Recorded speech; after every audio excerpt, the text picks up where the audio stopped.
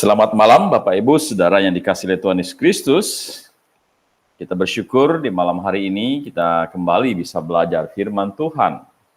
Dan kita akan melanjutkan kembali pembahasan kita tentang akhir zaman. Hari ini kita sudah sampai topik tentang penghakiman setelah milenium. Kalau kita ingat beberapa minggu yang lalu pernah kita membahas tentang penghakiman sebelum milenium. Nah, jadi kita dapatkan bahwa ada penghakiman sebelum milenium, tetapi juga ada penghakiman setelah milenium.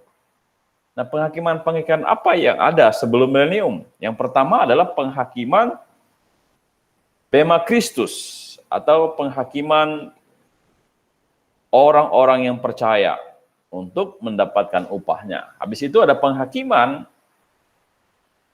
sebelum milenium. Bahkan sebelum milenium adalah penghakiman yang ditujukan kepada orang-orang yang percaya, ya, yang hidup. Ya, orang percaya yang hidup, mereka masuk dalam kerajaan 1000 tahun, mereka dihakimi. Ada juga orang-orang yang meninggal ya, di masa sebelum milenium, ya, sesudah masa perjanjian lama plus masa 1 kali 7 tahun sengsara. Nah, mereka inilah yang akan mengalami penghakiman. Dan malam hari ini kita akan membahas tentang penghakiman setelah milenium. Nah, jadi kita dapatkan di dalam Alkitab bahwa ada penghakiman setelah milenium atau setelah kerajaan 1000 tahun. Nah, coba kita cek satu persatu bagian firman tentang penghakiman setelah milenium. Yang pertama adalah disebut dengan penghakiman tahta putih besar. Nah, jadi penghakiman tahta putih besar. Apa itu penghakiman tahta putih besar dan di mana kita mendapatkan ayatnya? Di dalam Wahyu pasal 20 ayat 11 sampai 15 dikatakan, ya, kita buka dulu ayat-ayatnya, ya.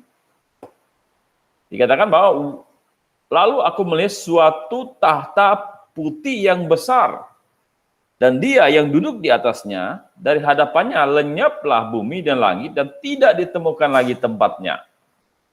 Dan aku melihat orang-orang mati besar dan kecil berdiri di depan tahta itu. Lalu dibuka semua kitab, dan dibuka juga sebuah kitab lain, yaitu kitab kehidupan. Dan orang-orang mati dihakimi menurut perbuatan mereka, berdasarkan apa yang ada tertulis dalam kitab-kitab itu. Lalu maut menyerahkan orang mati yang ada di dalamnya, dan maut dan kerajaan maut menyerahkan orang-orang mati yang ada di dalamnya. Dan mereka dihakimi masing-masing menurut perbuatannya. Lalu maut dan kerajaan maut itu dilemparkan ke dalam lautan api. Itulah kematian yang kedua, lautan api. Dan setiap orang yang tidak ditemukan namanya tertulis dalam kitab kehidupan itu, ia dilemparkan ke dalam lautan api. Nah, Bapak Ibu Saudaraku yang dikasihi oleh Tuhan Yesus Kristus, kita mendapatkan di Alkitab bilang, setelah langit dan bumi ini lenyap, ya, maka Allah akan mengadakan penghakiman. Dan penghakiman itu disebut di dalam Alkitab dengan istilah tahta putih yang besar. Sebab itulah kita menyebutnya dengan penghakiman tahta putih yang besar, atau sering disebut dengan penghakiman aras putih. Nah, coba kita lihat tentang penghakiman ini. Ya, yang pertama, waktu dan tempatnya. Waktu jelas Alkitab mengatakan setelah milenium atau setelah bumi dan langit ini menjadi lenyap. Di penghakimannya adalah setelah milenium, setelah kerajaan 1000 tahun, ya, setelah si iblis, ya, berhasil mengumpulkan, ya, orang-orang untuk memberontak kepada Tuhan dan Tuhan hancurkan semuanya, maka masuklah penghakiman itu. Dan itu adalah penghakiman setelah itu yang pertama. Yang kedua, di mana tempatnya? Waktunya kapan setelah milenium dan tempat penghakimannya di mana? Ya, kita tidak dijelaskan secara merinci tentang di mana tempatnya. Yang jelas kita percaya bahwa ada suatu tempat khusus yang Tuhan siapkan untuk penghakiman itu. Kenapa? Karena coba kita kembali lagi ke bagian atas tadi, dikatakan apa? Lalu aku melihat satu tahta putih yang besar dan dia yang duduk di atasnya. Dari hadapannya lenyap bumi dan langit dan tidak ditemukan lagi tempatnya. Jadi kejadian ini adalah ketika langit dan bumi ya, itu sudah lenyap. Gitu. Ya, langit dan bumi sudah lenyap, maka kita percaya di suatu tempat setelah langit dan bumi dihancurkan oleh api, ya kita bilang. Jadi katanya tempat penghakimannya di mana? Ya, kita tidak dijelaskan secara tepat oleh firman Tuhan, tetapi firman Tuhan menjelaskan bahwa tempatnya itu ada setelah langit dan bumi dihancurkan oleh api. Ya, itu ada tempat penghakimannya. Terus ya, kita lanjut. Siapa hakimnya dan subjek penghakiman? Siapa? Yang pertama hakimnya adalah Allah Tritunggal. Ya. Kenapa kita meyakini bahwa hakimnya itu Allah Tritunggal? Ya, karena kita membaca di dalam Injil Yohanes pasal 5 ayat 22, ya, dia bilang, Bapa tidak menghakimi siapapun, melainkan telah menyerahkan penghakiman itu seluruhnya kepada anak.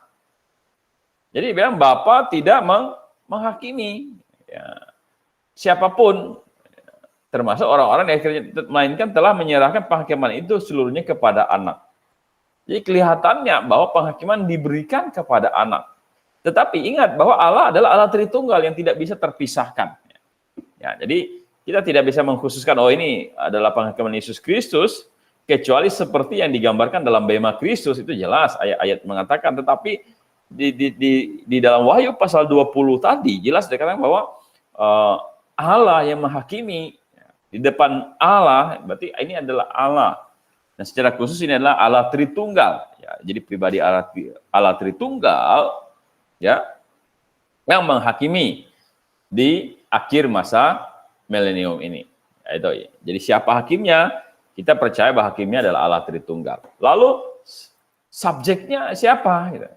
Jadi kita bilang bahwa subjek penghakimannya adalah semua orang yang telah mati yang belum dibangkitkan. Sejak zaman Perjanjian Lama, belum dibangkitkan pada zaman gereja, yang belum dibangkitkan pada masa tribulasi, yang belum dibangkitkan pada masa milenium. Jadi orang-orang yang telah mati zaman Perjanjian Lama, zaman gereja, zaman tribulasi, dan zaman milenium. Nah, yang tidak dibangkitkan ini, ya, yang tidak dibangkitkan itu, mereka inilah yang akan dihakimi yang pertama. Nah, karena tadi dikatakan semua orang besar, kecil, ya mereka akan menghadap penghakiman itu. Gimana ayatnya? Ayatnya ada dalam Wahyu pasal 20 ayat 13. Maka laut menyerahkan orang-orang mati yang ada di dalamnya, dan maut dan kerajaan maut menyerahkan orang-orang mati yang ada di dalamnya.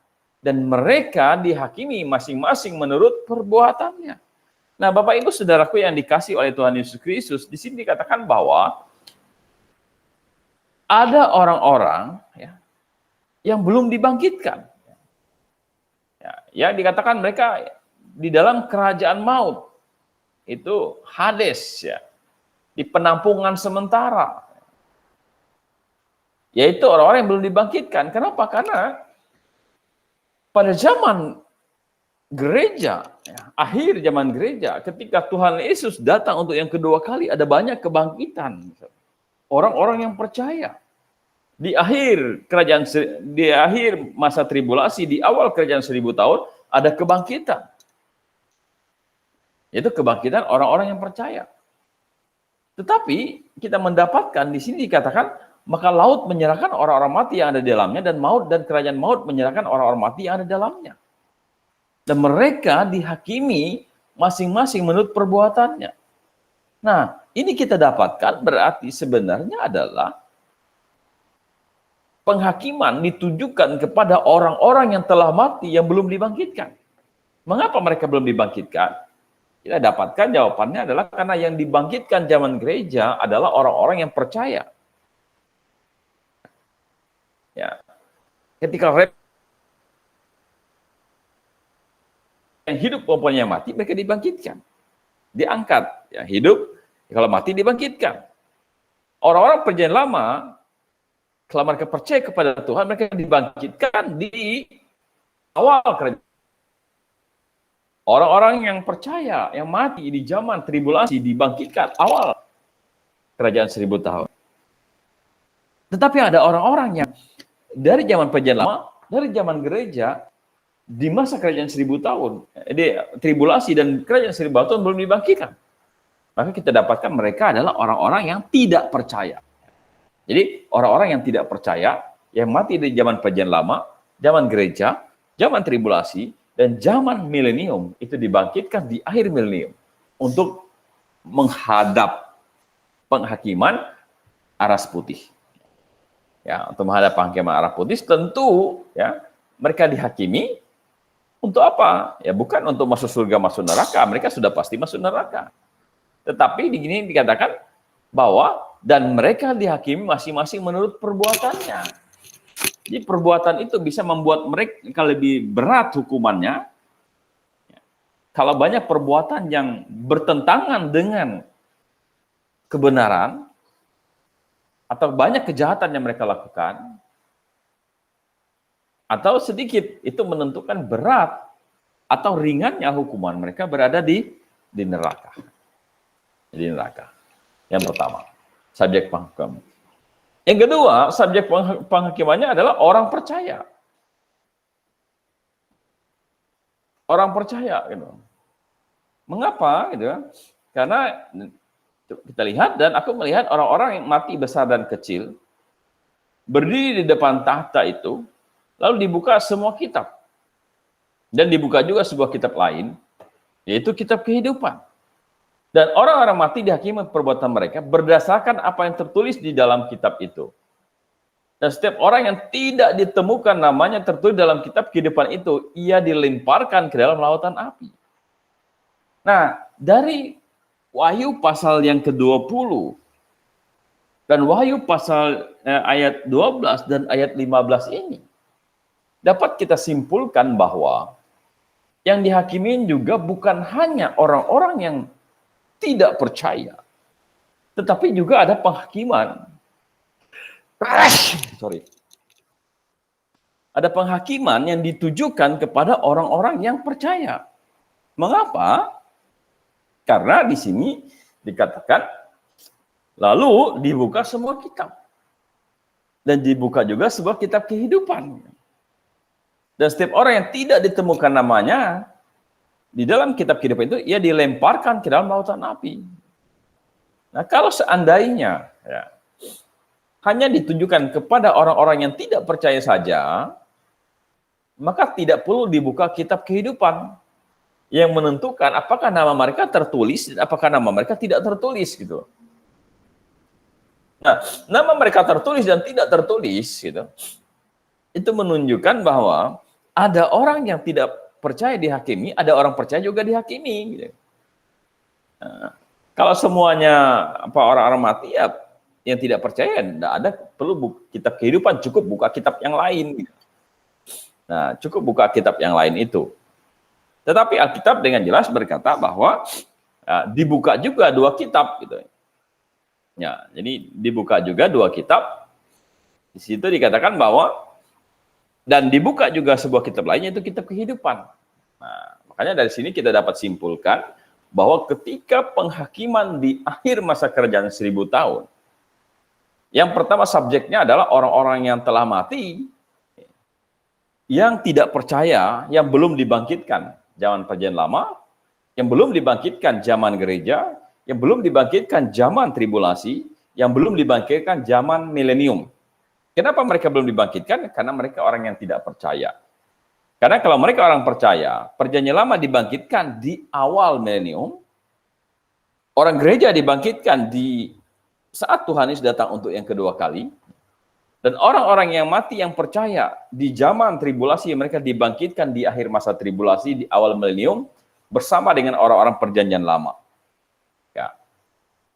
Tetapi, rupanya penghakiman di akhir masa tribulasi, yang disebut dengan penghakiman aras putih itu, tidak hanya ditujukan kepada orang-orang yang tidak percaya, juga ditujukan kepada orang-orang percaya. Siapa mereka? mereka adalah orang-orang percaya di awal masa di awal masa milenium. Ingat bahwa semua orang-orang yang masuk zaman milenium adalah orang-orang yang percaya. Dan mereka akhirnya punya anak. Mereka akhirnya berkembang, ya, maksudnya memiliki banyak anak, dan anak-anak mereka juga harus percaya. Dan di akhir masa tribulasi itu, ya, dibuka juga penghakiman ditujukan kepada orang percaya. Kenapa? Karena di sini kan, dan dibuka juga sebuah kitab lain, yaitu kitab kehidupan. Dan setiap orang yang tidak ditemukan namanya tertulis dalam kitab kehidupan itu, ia dilemparkan ke dalam lautan api itu. Nah, jadi ada penentuan, ya, siapa yang percaya, siapa yang tidak percaya. Nah, dari sini kita dapatkan bahwa ada penghakiman bagi orang percaya di akhir masa tribulasi. Ya, bukan untuk ini, ya, orang percaya pasti akan masuk surga, tetapi ya, mereka akan mendapat upah atau besar kecil upah yang didapatkan di sana. Nah, jadi dapat kita bayangkan bahwa nanti akan ada dua penghakiman, tetapi semuanya orang besar kecil akan menghadap tahta itu, baik orang yang percaya maupun orang yang tidak percaya. Maka dia buka kitab. Oh, kamu termasuk orang yang tidak percaya, dibuka kitab lain, wah, hukumanmu lebih berat, karena ini kejahatanmu. Oh, kamu orang yang tidak percaya, hukumanmu lebih ringan, karena kamu sedikit melakukan kejahatan.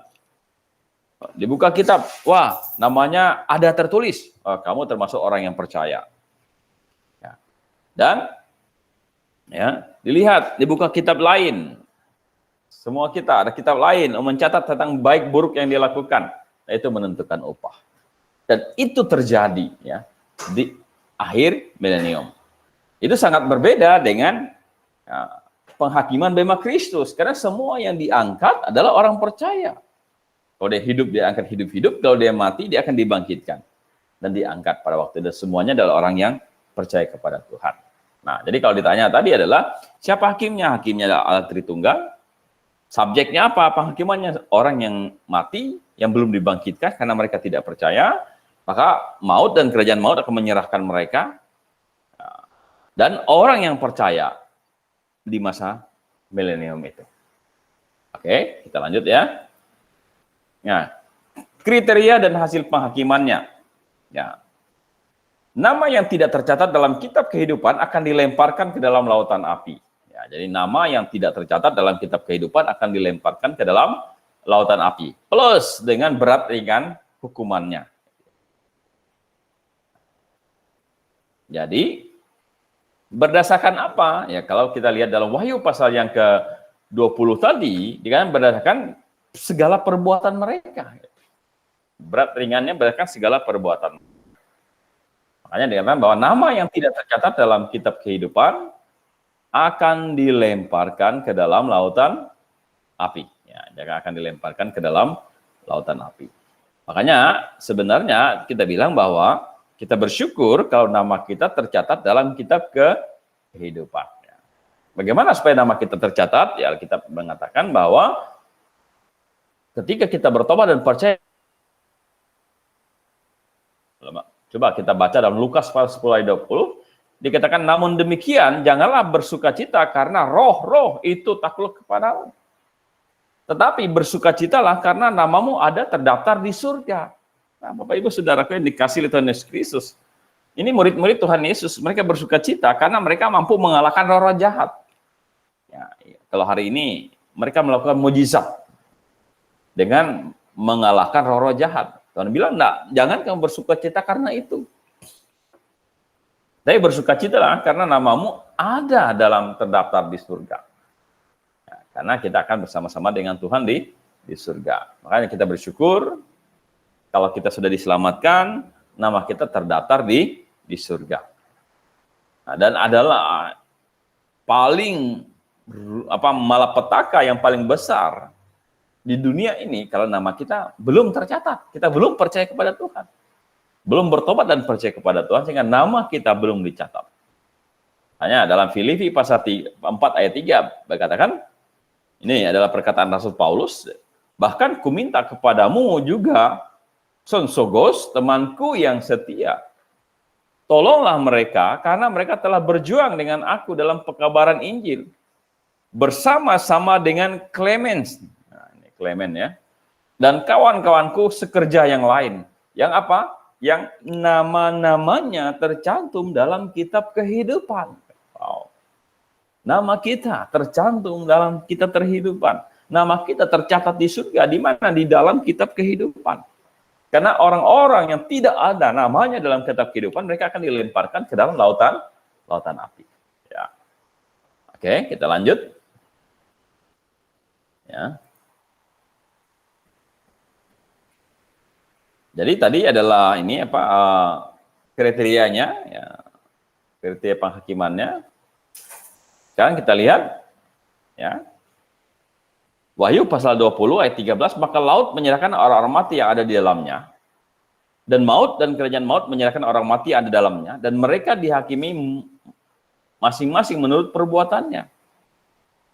Nah, Bapak Ibu Saudaraku yang dikasih oleh Tuhan Yesus Kristus, sama seperti ya, orang yang akan dilemparkan ke dalam neraka, itu ada persamaan dengan orang-orang yang nanti akan percaya di surga. Persamaannya dalam hal apa? Persamaannya akan ada perbedaan. Ya, akan ada perbedaan tiap-tiap orang. Ya. Kalau orang di surga itu akan ada perbedaan upah. Ya. Ya. Besar kecilnya upah.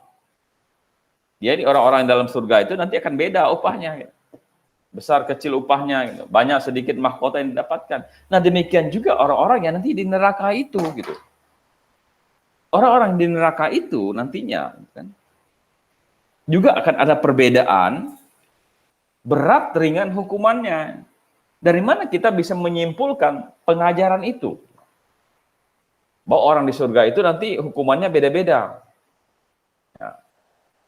Mungkin panas apinya beda. Merasakan penderitaan yang berbeda. Orang surga juga berbeda, nanti merasakan kenikmatan berada di surga itu. Dan ini salah satu ayatnya yang mengajarkan tentang itu. Sehingga kita membangun satu teologi yang berkata bahwa orang di neraka itu nanti berat ringan hukumannya berbeda, dan orang di surga ya, besar kecil upahnya juga berbeda. Dari mana ayatnya? Ya ini. Wahyu pasal 20 ayat 13, maka laut menyerahkan orang mati yang ada di dalamnya, dan kerajaan maut menyerahkan orang mati yang ada di dalamnya, dan mereka dihakimi masing-masing menurut perbuatannya. Perlunya penghakiman masing-masing orang menurut perbuatannya, tentu itu untuk menentukan besar kecil, berat ringan, ya, hukumannya. Atau besar kecil upah yang didapatkan ketika di surga. Atau berat ringan hukumannya berada di neraka. Makanya perlu ada penghakiman. Dan penghakiman itu masing-masing menurut perbuatan dia di dunia ini. Kalau dia tidak percaya, memang dia akan masuk neraka. Tapi perbuatan dia itu menentukan. Kalau dia sudah tidak percaya, baru di dunia ini berbuat jahat, banyak bunuh orang, banyak melakukan kejahatan, ya, maka hukumannya lebih berat dibandingkan dengan orang yang dia masuk neraka karena memang dia tidak percaya, tapi dia selama di dunia ini dia berbuat baik. Banyak berbuat baik, tidak mengganggu orang, hidupnya jujur. Gitu. Nah itu, dia akan masuk neraka karena dia tidak percaya. Tapi hukumannya akan lebih ringan. Nah itu kita bisa dapatkan juga misalnya di dalam Injil Matius, ini kita akan baca ya. Injil Matius pasal 11 ayat 20 sampai 24. Dikatakan, lalu Yesus mulai mengecam kota-kota yang tidak bertobat. Sekalipun di situ ia paling banyak melakukan mujizat-mujizatnya.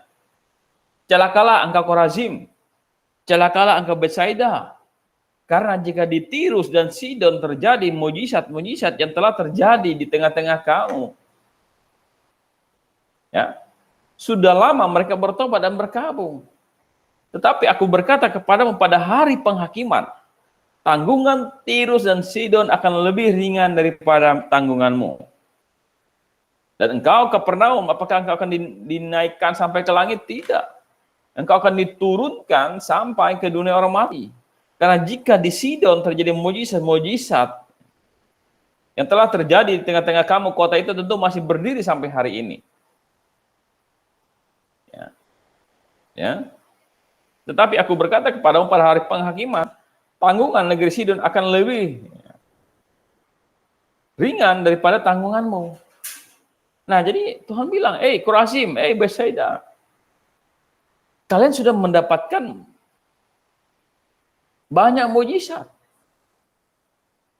Ada banyak mujizat terjadi di tengah-tengah kalian, tapi kalian tidak percaya. Sidon dan Tirus juga tidak percaya, tetapi mereka sedikit mendapat mujizat. Kalau seandainya mereka mendapat mujizat seperti yang kalian dapatkan, maka kota itu akan bertobat, gitu. Hai Kapernaum, katanya. Banyak mujizat yang terjadi, tetapi kalian tidak bertobat. Artinya apa? Ada perbedaan. Dia bilang, Korazim, Betsaida, nanti hukuman kalian akan lebih berat dibandingkan kota Tirus dan Sidon. Sama-sama tidak percaya, tetapi kepada kalian sudah diberikan banyak mujizat. Maka karena kalian tidak bertobat, maka hukuman kalian akan lebih berat dibandingkan Tirus dan Sidon. Nah, dari sinilah kita menyimpulkan teologi kita bahwa akan ada perbedaan. Akan ada perbedaan hukuman orang di neraka, walaupun sama-sama masuk neraka, sama-sama apinya juga neraka, tetapi berat ringan hukuman itu nanti berbeda. Demikian juga di surga. Itulah sebabnya sering saya sampaikan dalam renungan firman Tuhan bahwa jangan sampai kita yang sudah kenal kebenaran, meninggalkan kebenaran, baru tidak lagi percaya kepada Tuhan, wah itu hukuman kita akan jauh-jauh lebih berat dibandingkan siapapun juga. Kenapa? Karena kita sudah kenal kebenaran. Karena Tuhan sudah pertemukan kita dengan kebenaran. Tapi kalau sampai ada yang meninggalkan kebenaran, tidak lagi percaya kepada Yesus Kristus, wow itu hukumannya pasti jauh lebih berat dibandingkan orang-orang yang tidak pernah mengenal kebenaran. Jadi Bapak Ibu Saudaraku yang dikasihi oleh Tuhan Yesus Kristus, penghakiman setelah milenium ditujukan kepada orang yang tidak percaya dan juga ada orang percaya di sana. Nah, dan kita lanjutkan lagi. Rupanya bukan hanya ditujukan kepada orang tidak percaya segala zaman dan orang percaya di masa 1000 tahun, tetapi juga ada penghakiman malaikat. Nah, rupanya di akhir kerajaan 1000 tahun nanti akan ada penghakiman malaikat. Dan siapakah yang akan Tuhan percayakan untuk menghakimi malaikat? Nah, coba kita lihat dalam 1 Korintus pasal 6 ayat 3. Dikatakan, tidak tahukah kamu bahwa kita ini Rasul Paulus bersama dengan orang-orang zaman gereja. Dan kita termasuk orang-orang yang zaman gereja akan menghakimi malaikat-malaikat. Jadi apabila perkara-perkara biasa dalam hidup kita sehari-hari, nah maksud Paulus gini, orang-orang Korintus, kenapa kalian mencari keadilan kepada orang-orang tidak percaya? Kalau kita baca di sebelumnya, tidak tahukah kamu bahwa nanti kita akan menghakimi malaikat-malaikat? Perkara kecil aja kalau tidak bisa urus, bagaimana nanti kita akan menghakimi malaikat? Nah, jadi jelas di sini mengajarkan konsep bahwa Rasul Paulus dan kita orang-orang zaman gereja akan menghakimi malaikat. Jadi hakimnya itu adalah kita. Gitu. Objek yang dihakimi adalah malaikat. Malaikat mana yang kita hakimi? Gitu kan? Ya tentu bukan malaikat yang baik. Ya. Malaikat yang baik tidak perlu dihakimi lagi, gitu kan? Ya. Yang kita hakimi adalah malaikat yang jatuh ke dalam dosa. Nah, coba kita lihat ya. Yudas pasal 1 ayat 6. Dan bahwa ia menahan malaikat-malaikat yang tidak taat pada batas-batas kekuasaan mereka, tetapi yang meninggalkan tempat kediaman mereka dengan belenggu abadi di dalam dunia kekelaman. Sampai apa? Sampai penghakiman pada hari besar. Jadi